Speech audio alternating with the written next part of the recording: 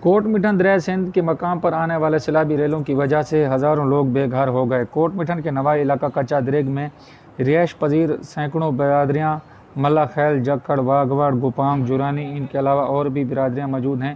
ان کے مکمل طور پر مکانات اور ہزاروں ایکڑ پر کھڑی فصلیں، کپاس، گنا، مونگ، تل کی فصلیں بھی تباہ ہو گئی ہیں۔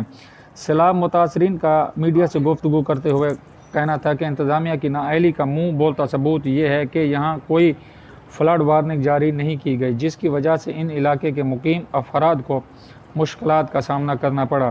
متاثرین کا کہنا یہ بھی تھا کہ یہاں ہم اپنی مدد آپ کے تحت پرائیویٹ لانچوں پر جو سامان بآسانی ہمارے ہاتھ آیا اپنے بال بچے اور مویشی بچا کر نکل آئے۔ اب یہ دریائے سندھ کے ساتھ منسلک بندوں پر موجود ہیں۔ یہاں آنے کے بعد مشکلات نے ان کا بھی پیچھا نہیں چھوڑا۔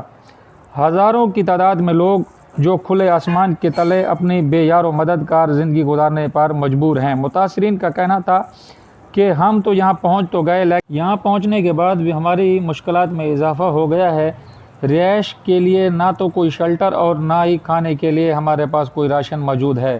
متاثرین نے میڈیا سے گفتگو کرتے ہوئے بتایا کہ مسئلہ یہاں تک ختم نہیں ہوتا کہ ہم پانی سے تو نکل اور صاف پانی کی بوند بوند کے لیے ہم ترس گئے ہیں۔ ہم حکام بالا سے گزارش کرتے ہیں کہ ہماری یہاں آ کر ہمارے حالات کو دیکھیں اور ہمیں امداد فراہم کی جائے۔ کیمرہ مین ساتھی ملک ممتاز احمد کے ساتھ نیوز رپورٹر سی زویا عباس، مخدوم 786 نیوز کے ساتھ ہر خبر پہ نظر۔